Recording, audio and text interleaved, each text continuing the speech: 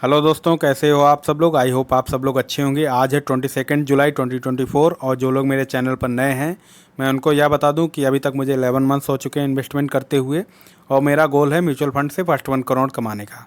मैं इस चैनल पर अपने म्यूचुअल फंड पोर्टफोलियो के डेली अपडेट शेयर करता हूँ। तो चैनल को अभी तक आपने सब्सक्राइब नहीं किया है तो तुरंत सब्सक्राइब कर लें। तो चलिए आज देखते हैं मेरे पोर्टफोलियो में कौन कौन से म्यूचुअल फंड हैं और मैंने कितना इन्वेस्टमेंट किया है। तो दोस्तों, आप लोग स्क्रीन पर देख सकते हैं ये सारे म्यूचुअल फंड्स हैं जिनमें मैं इन्वेस्टमेंट करता हूं। तो इनमें से कोटक इमर्जिंग इक्विटी फंड और Nippon India small cap fund में मैंने डिसकंटिन्यू कर दिया था। इसके मेरे अलग रीजंस थे, इसलिए मैंने डिसकंटिन्यू कर दिया। अगर कोई नया इन्वेस्टर इसमें इन्वेस्टमेंट कर रहा है या नया इन्वेस्टमेंट करना चाहता है तो बिल्कुल कर सकता है, इसमें कोई दिक्कत नहीं। बहुत अच्छे म्यूचुअल फंड्स हैं, मेरे कुछ अलग रीजंस थे इसीलिए मैंने क्लोज़ किया। और ये रिटर्न भी अच्छा देते हैं, तो आप लोग बगैर चिंता किए हुए इसमें इन्वेस्टमेंट कर सकते हैं। तो चलिए देखते हैं मैंने कितना इन्वेस्टमेंट किया है और कितना मुझे रिटर्न मिल रहा है। तो दोस्तों, जैसा कि आप लोग स्क्रीन पर देख सकते हैं मैंने अभी तक 11,03,896 इन्वेस्टमेंट किया है और जो मेरा करंट उसकी वैल्यू है 13,16,954 और मेरा जो टोटल प्रॉफिट है 2,13,057 जो कि 19.3% है। जो मेरा एक दिन में पोर्टफोलियो में चेंज आया है वो -22,202 है, जो कि 1.6% है, जो कि मेरे प्रॉफिट में से कम हो गया है, रिड्यूस हो गया है। इसके अलावा दोस्तों, मैंने लास्ट वीक लगभग 1,10,000 रुपये इन्वेस्टमेंट किए हैं और मैंने अभी रिसेंटली हाल ही के मंथ में ज़्यादा इन्वेस्टमेंट स्टार्ट किया है। अब लगभग मैं 20-22 हज़ार रुपये हर वीक इन्वेस्टमेंट करता हूँ। और जो लोग नए सब्सक्राइबर हैं उनके लिए मैं ये बता रहा हूँ, पुराने जो डेली मेरे रेगुलर व्यूअर हैं वो ऑलरेडी ये जानते मैं कितना इन्वेस्टमेंट करता हूँ, कब कब इन्वेस्टमेंट करता हूँ, कब मैंने क्या इन्वेस्टमेंट किया, वो ऑलरेडी सब कुछ जानते हैं। बस सिर्फ ये नए सब्सक्राइबर हैं उनके लिए मैं बता रहा हूँ। इसके अलावा दोस्तों, मैं हर संडे को पोर्टफोलियो रिव्यू रिक्वेस्ट कंप्लीट करता हूँ। जो पूरे वीक की रिव्यू रिक्वेस्ट आती हैं और कमेंट्स आते हैं उनको रिव्यू करता हूँ। तो इस वीक भी काफ़ी पोर्टफोलियो रिव्यू रिक्वेस्ट आई थी, कमेंट आए थे, तो उनका मैं ये वीडियो बना रहा हूँ। ये वीडियो बहुत लंबा हो जाएगा इसलिए मैंने बोला इसको 4 पार्ट में डिवाइड कर सकते हैं। तो इसके 4 पार्ट होंगे, पार्ट 1, पार्ट 2, पार्ट 3, पार्ट 4। तो अगर आपका जो पोर्टफोलियो रिव्यू रिक्वेस्ट इस पार्ट में नहीं है तो अगले जो 3 पार्ट हैं उनको भी देखिए, वहाँ पे ज़रूर आपका पोर्टफोलियो रिव्यू रिक्वेस्ट हो गया होगा। अगर उसमें भी नहीं मिलता है तो आप कमेंट कीजिए, मैं उसका रिप्लाई करने की कोशिश करूँगा जल्द से जल्द। मैं चाहूँगा कि आप चारों पार्ट देखो, चारों पार्ट से आपको बहुत कुछ सीखने को मिलेगा। तो चलिए देखते हैं क्या क्या रिव्यू रिक्वेस्ट आई थी, क्या क्या कमेंट आए हैं। अगला कमेंट है दीपक सिंधे का। Please review 4,000 rupees, my age 25, ICICI Prudential technology direct plan 1,000, Nippon India small cap 1,500, Parag Parikh flexi cap 1,500, investing from last 1 year, horizon 7 years. Deepak ji, आपका भी पोर्टफोलियो ठीक है। यहाँ पे आप अगर एक काम करना चाहते हैं, जो टेक्नोलॉजी फ़ंड है इसमें 1,000 की जगह 500 रुपये अगर अलाउड है वहाँ पे, तो आप 500 रुपये इसमें कम करके 500 रुपये आप इंडेक्स फंड में, निफ्टी 50 इंडेक्स फंड में डाल देंगे तो वो ज़्यादा अच्छा रहेगा आपका, क्योंकि हॉरिजन है 7 ईयर्स का ही। तो इधर से थोड़ा रिस्क कम हो जाएगा और पोर्टफोलियो थोड़ा बैलेंस हो जाएगा। बाकी आपके 2 अदर जो फंड हैं वो बहुत अच्छे हैं, निपॉन का भी अच्छा है, पराग पारिक अच्छा है, इनको आप कंटिन्यू कीजिए। ICICI वाले में थोड़े से पैसे कम कर दीजिए, 500 रुपये आप निफ्टी 50 इंडेक्स फंड में डाल दो, बाकी आपका पोर्टफोलियो ठीक है। अगला कमेंट है बलबीर का। सर, मैं न्यू हूँ इस फील्ड में, मैं 5 SIP स्टार्ट की है 1,000 की, Motilal Oswal Nifty mid cap 150 index, Quant small cap, Nippon India Nifty small cap 250, Parag Parikh flexi cap, DSP Nifty small cap 250, quality 50 index, ये सब लिए हैं। तो कैसे हैं और कौन सा चेंज करूं? तो दोस्त, इसमें आपने 2 जो ये लिए हैं, Nippon India Nifty small cap 250, DSP Nifty small cap 250, ये लगभग सेम ही हैं। इनको आप बंद कर सकते हैं। इनको आप जो पैसा इन्वेस्टमेंट कर रखा है वो ऑलरेडी इन्वेस्टेड रहने दो, अगर एग्जिट लोड वहाँ पर पड़ रहा हो। नहीं तो आप रिडीम करके ये पैसा आप इधर लगा सकते हो, पराग पारिक फ्लेक्सी कैप जैसे आपने लिया है इधर थोड़ा बढ़ा सकते हो। नहीं तो आप निफ्टी 50 इंडेक्स फंड ले सकते हैं, उसमें आप पैसा ये बढ़ा सकते हैं, 1,000 रुपये उधर डाल सकते हैं। और एक जो आपका मिड कैप है, Nifty Motilal Oswal Nifty mid cap 150 index, इसमें कर सकते हैं। अदरवाइज मिड कैप का एक फ़ंड भी ले सकते हैं, क्वांट मिड कैप या इसका मोतीलाल ओसवाल का ही मिड कैप आता है, तो निपॉन मिड कैप का आता है, HDFC का आता है, इनमें से कोई सा भी आप मिड कैप ले लो, वहाँ पे 1,000 रुपये इन्वेस्टमेंट कर सकते हो। अगला कमेंट है कुशाग्र यादव का। Hi sir, I am investing in MF from last 3 years.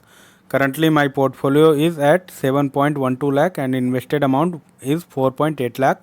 I have 3 MF, started with 6k, 2k and 1k, keep increasing every year.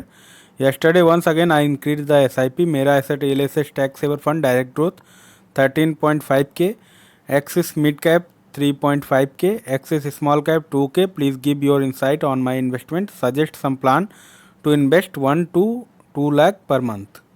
तो कुशाग्र जी, आपका जो रिटर्न है बहुत अच्छा आपको मिला है। उसके अलावा जो आपका Mirae asset ELSS tax saver fund है, ये आप शायद टैक्स सेविंग पर्पज़ से ख़रीद रहे हैं, तो ये लगभग 1.5 लाख के करीब आपको साल में इसमें बचा सकते हैं। तो उसी हिसाब से आपने इन्वेस्टमेंट किया है, ये ठीक है, इसमें कोई चेंज करने की ज़रूरत नहीं। ऑलरेडी जो एग्जिस्टिंग फंड है आपके, उसमें चेंज करने की ज़रूरत नहीं है। अगर आप नया कुछ इन्वेस्टमेंट करना चाहते हैं, आप नया 1 से 2 लाख रुपए पर मंथ आप इन्वेस्टमेंट करना चाहते हैं, तो इन टर्म्स ऑफ परसेंटेज मैं बता देता हूं आपको, उस हिसाब से आप कर सकते हो। फ्लैक्सी कैप वगैरह आप ले सकते हो, जेएम फ्लैक्सी, कॉन्ट फ्लैक्सी या पराग पारिक फ्लैक्सी का कोई फ़ंड ले सकते हो इन तीनों में से। उनमें आप 35 से 40% तक आप इन्वेस्टमेंट कर सकते हो। बाकी आपका बचेगा 20-25% आप उसमें इंडेक्स फंड में इन्वेस्टमेंट कर सकते हो, निफ्टी 50 इंडेक्स फंड या ब्लू चिप फंड्स में, लार्ज कैप कंपनीज़ में। बाकी आपका बचेगा मिड कैप में ऑलरेडी आप इन्वेस्टमेंट कर रहे हैं, तो यहाँ पे अगर दूसरा फंड ऐड करना चाहें तो आप मोतीलाल ओसवाल का या कॉन्ट का ऐड कर सकते हो, निपॉन का भी अच्छा है। इन तीनों में से कोई ऐड कर सकते हैं, नहीं तो आपका ऑलरेडी जो है इसमें आप पैसा बढ़ा सकते हो। अप्रॉक्सीमेट आप 20% के अराउंड इसमें बढ़ा सकते हैं। जो स्मॉल कैप आपका बचेगा फिर 10 से 15%, उसमें आप एक कॉन्ट का स्मॉल कैप ले सकते हैं या निपॉन का स्मॉल कैप ले सकते हैं। वहाँ पे थोड़ा पैसा आप डाल दीजिए, और एक्सिस स्मॉल कैप आपका ऑलरेडी चल रहा है, यहाँ पे भी पैसा वो बढ़ा दीजिए, हाफ आप कर दीजिए स्मॉल कैप में। तो ऐसे आप इन्वेस्टमेंट कर सकते हैं 1 से 2 लाख रुपए। आपको मैंने परसेंटेज वाइज बता दिया है, अब आप जैसे जैसे अपना अमाउंट बढ़ाएं उसी परसेंटेज में बढ़ा सकते हैं। बाकी आपका पोर्टफोलियो ठीक है, आप इसको कंटिन्यू कीजिए। अगला कमेंट है चंदन सहरसा का। My self business, UTI Nifty 50 2500, Parag Parikh flexi cap 2500, Quant ELSS tax saver fund 2500, small cap 2500। Wife इनकी गवर्नमेंट टीचर हैं। ICICI Prudential Nifty 50 2500, HDFC flexi cap 2500, Mirae Asset tax saver 2500, Nippon India small cap 2500, NPS monthly 12,700, LIC yearly 1.8 lakh. Please suggest is it good or not, time at least hold for 15 years.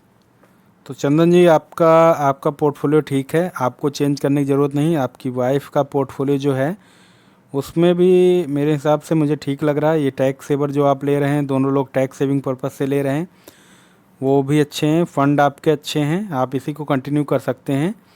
NPS यार वो government की तरफ से आपको बोला ही गया होगा कि आप इतना डालना है। LIC में आप 1.8 लाख डाल रहे हैं, ये थोड़ा ज़्यादा डाल रहे हैं LIC में। LIC वाला पैसा इधर शिफ्ट कर सकते हैं, थोड़ा वहाँ पे कम डालिए तो पैसा इधर शिफ्ट कर सकते हैं। टैक्स सेविंग पर्पज़ से जितना आप डालना चाहते हैं डाल दीजिए वहाँ पे, और पैसा आप यहाँ पे इस साइड शिफ्ट कर सकते हैं म्यूचुअल फंड में। तो LIC में अगर वहाँ पे आपको सरेंडर करने पर पैसा अगर ठीक ठाक मिल जाता है तो, अदरवाइज़ आपको जितने टाइम के लिए आपने ख़रीदा है उतने टाइम के लिए कंटिन्यू कीजिए, फिर उसके बाद जब आपको पैसा मिल जाए तो यहाँ इन्वेस्टमेंट करना स्टार्ट कीजिए। बाकी आपका पोर्टफोलियो ठीक है, आप इसको 15 साल के लिए बिल्कुल होल्ड कर सकते हैं, इसी में इन्वेस्टेड रह सकते हैं। बट LIC वाला आपको थोड़ा देखना पड़ेगा, LIC वाला कम करके इधर म्यूचुअल फंड में आप बढ़ा सकते हो। अगला कमेंट है जितेश का। Review my portfolio, DSP small cap fund 2000, Nippon small cap fund 2000, Motilal Oswal mid cap fund 2000। तो जितेश जी यार, आपने स्मॉल कैप में ज़्यादा एक्सपोजर ले रखा है। जो आप SIP करते हैं 6000 मंथली, उसमें से 4000 आप स्मॉल कैप में ही डाल रहे हैं। तो यहाँ पे आप थोड़ा सा कम कर दो स्मॉल कैप में, आप एक फ्लैक्सी कैप ले लो या आप इंडेक्स फंड ले लो। फ्लैक्सी कैप ले लोगे तो ज़्यादा बेटर रहेगा आपके लिए। यहाँ पे DSP स्मॉल कैप में आप लगभग 1000 रुपये कम कर दो, और निपॉन का स्मॉल कैप आप चलने दो, या तो यहाँ से भी 500 रुपये आप कम कर सकते हो, तो 1500 रुपये आपके पास बच जाएंगे। 1500 रुपये का आप एक फ्लैक्सी कैप ले लो, आप JM फ्लैक्सी कैप या इसका पराग पारिक फ्लैक्सी कैप या कॉन्ट फ्लैक्सी कैप, इनमें से कोई सा भी आप ले लो जो आपको अच्छा लगे। आप इसका प्रीवियस रिटर्न चेक कर लो, एक्सपेंस रेशियो वगैरह चेक कर लो, कंपेयर करके देख लो, जो भी आपको अच्छा लगे इन तीनों में वो कोई भी ले सकते हो।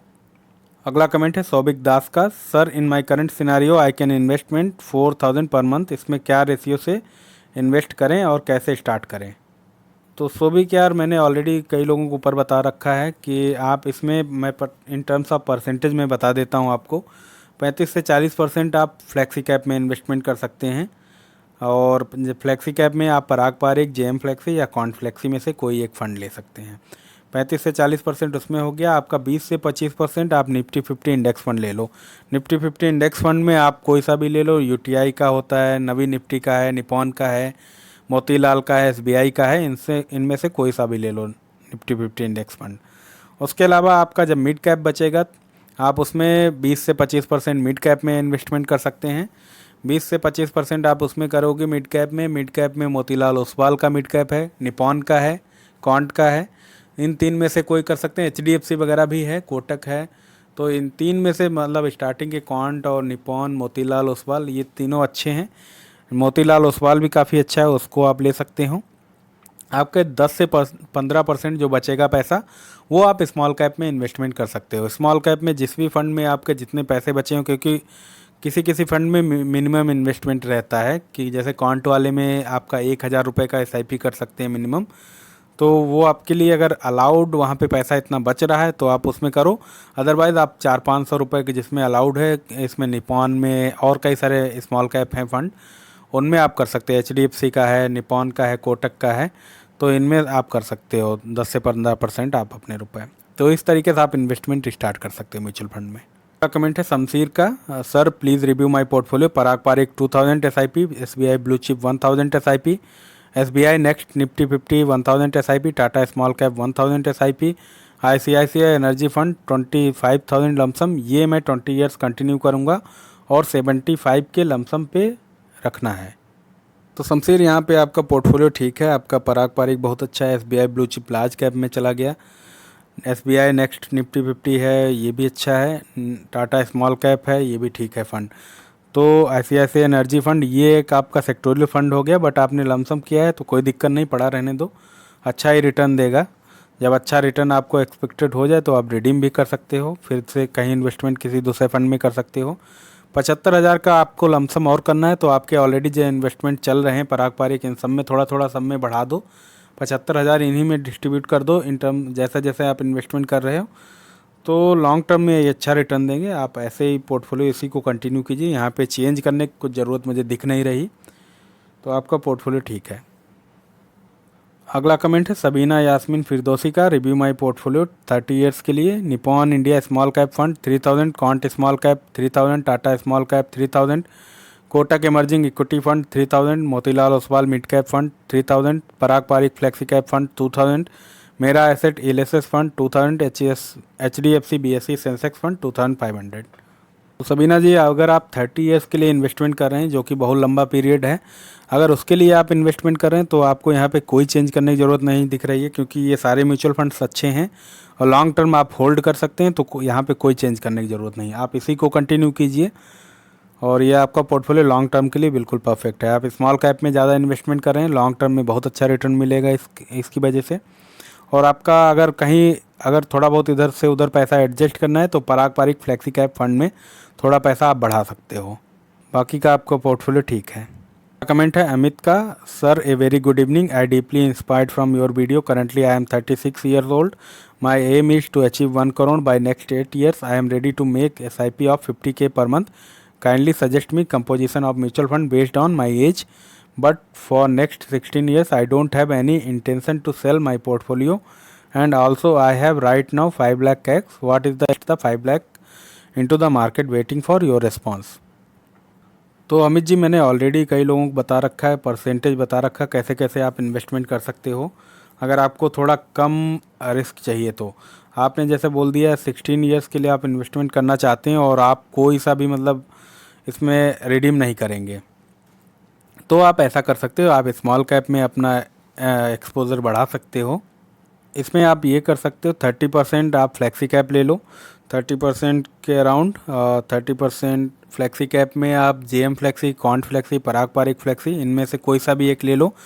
ये फ्लेक्सी कैप में 30% आपका पैसा चला जाएगा।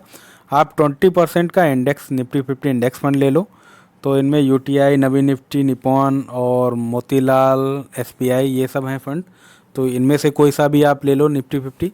बाकी आपका 50% बचेगा, तो उसमें 50% में आप अगर 16 ईयर्स के लिए कर रहे हैं तो 50% में 20% आप फिर अब अभी मिड कैप में कर दो।